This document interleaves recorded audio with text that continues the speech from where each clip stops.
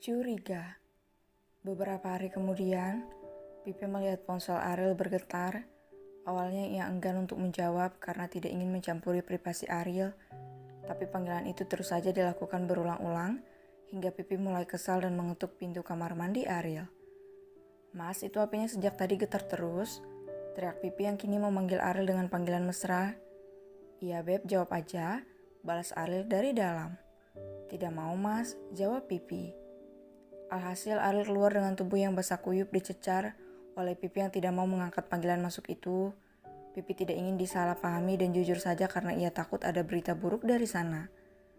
Ariel tidak bisa marah pada Pipi yang sejak mengandung begitu sensitif. "Ada apa?" tanya Farel menaikkan sebelah alisnya. Pipi membantu Jessie masak di dapur sementara Franz, Farel, Ramon berkumpul bersama Ariel yang meminta mereka untuk berkumpul entah apa tujuannya. "Aku harus ke Cina," kata Ariel serius. Semua tampak saling pandang lalu beralih menatap Ariel. "Jadi?" tanya Ariel. "Perusahaanku dalam masalah, ada orang lain yang mencoba mencari kesempatan saat aku fokus dengan Fox Group," jelas Ariel. "Apa? Abang punya perusahaan lain, kenapa aku baru tahu?" tanya Franz yang sedangkan Farel dan Ramon terlihat senang seolah sudah tahu. "Papi mengerti nak," Ramon menyahut. "Baiklah, aku mengerti maksudmu," Farel mengangguk. "Bagaimana dengan kakak ipar, Bang?" tanya Franz. "Aku tidak bisa membawanya, sebenarnya hidupku banyak masalah dan aku tidak mau melibatkannya hingga menjadi target musuh-musuhku," ujar Ariel serius. "Kalau begitu tanyakan padanya, istrimu sedang mengandung dan papi tidak jamin dia mau ditinggalkan olehmu." Ariel berdecak pelan. "Aku harus tahu dalangnya yang sebenarnya lebih cepat." "Apa yang harus aku bantu?" tanya Farel. "Carikan web Brima, di sana akan ada beritanya. Cari hal mencurigakan dari berita kasus yang paling utama." "Baiklah." "Franz bagaimana Bang?" tanya Franz. "Carikan abang bodyguard perempuan yang terlihat lemah tapi sangat kuat," pinta Ariel. Franz dan Farel dan Ramon terlihat serius karena raut wajah Ariel terlihat tidak baik. Sepertinya Ariel mencurigai ini musuh lama yang sudah lama tidak berani muncul. Keesokan harinya, Ariel kedatangan tamu yaitu Aham dan Rion yang merupakan orang kepercayaan Ariel. Mereka disambut ramah oleh Jessie. Pipi merangkul lengan Ariel dengan kedua alis ditekuk. Ia terpaksa harus menuruti permintaan Ariel yang tidak mengizinkannya untuk ikut bersama Ariel ke Cina. "Kau?" Pipi menunjuk Aham karena tahu siapa Aham. "Saya, Nona," jawab Aham menunduk sopan. "Oh, kamu orang kepercayaan Mas Ariel." Pipi akhirnya menyadari situasi.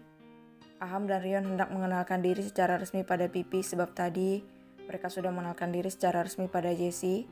Pantas saja Ariel kehilangan semua dendam yang telah dipupuk sejak kecil oleh Ariel. Jessie sangat baik pada orang baru seperti mereka. "Jangan mengacau." Ariel menatap tajam kedua orang kepercayaannya itu hingga mereka tidak berani berbicara lagi. Farel bekerja menggantikan Ariel yang sedang ke Cina. Ia melakukannya dengan cepat supaya bisa ikut ke Cina membantu saudara kembarnya. "Tuan yakin?" tanya Nando serius. Raut wajahnya terlihat tidak baik. "Aku rasa masalahnya kini berhubungan dengan orang yang pernah menyiksanya dulu," jawab Farel. Nando diam. "Tapi kenapa Tuan Ariel takut ya?" gumam Nando. "Karena istrinya sedang mengandung, bisa jadi mereka memperalat kelemahan Ariel," jawab Farel berdecak perlahan akan pertanyaan konyolnya.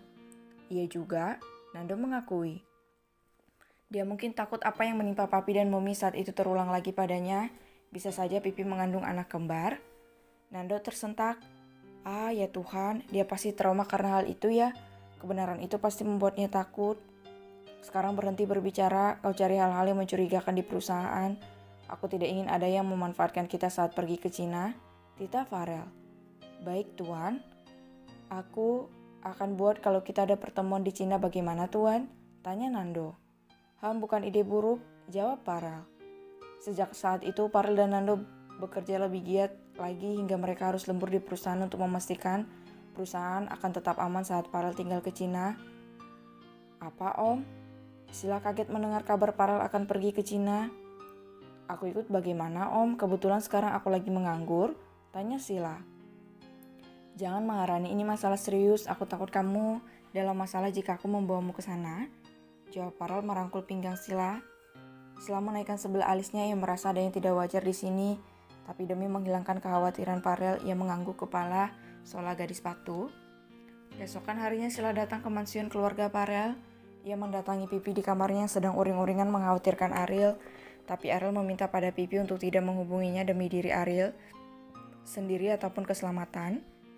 Hiks, aku tidak bisa tenang, racau Pipi di balik bantal gulingnya. Kak, panggil Sila. Pipi mengejapkan matanya lalu bangkit dari rebahannya melihat asal suara yang ia kenali. Sila, kamu di sini? Tanya Pipi berubah senang seketika. Kakak kenapa? Tanya Sila duduk di pinggiran ranjang Pipi. Bukannya Sila tidak sopan masuk ke kamar Pipi yang sudah bersuami, tapi Sila tahu Ariel sedang tidak ada di rumah dan juga Sila ingin bertanya hal penting. Aku merindukan Mas Ariel, jawab Pipi berubah sedih lagi seketika.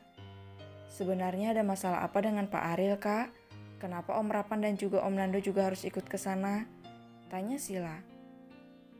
Tidak tahu, katanya ada masalah dengan perusahaan Brima dan Mas Ariel harus pergi ke Cina detik itu juga, jawab Pipi. Apa ada tanda-tanda mencurigakan, Kak? Tanya Sila berbisik. Maksud kamu apa, Sil? Kenapa tingkahmu seperti penyusup yang sedang mencari tahu kandang markas musuh? Tanya Pipi dengan heran. Aku merasa sedang perang besar, jawab Sila membuat Pipi mematung dengan mata melebar kaget. Pipi membenarkan posisi duduknya lalu menceritakan pesan-pesan Ariel yang tidak mengizinkannya untuk menghubunginya. Padahal Pipi tidak bisa tidur jika Ariel tidak mengelus perutnya, atau setidaknya Pipi harus mendengar suara Ariel. Astaga, lalu bagaimana ini?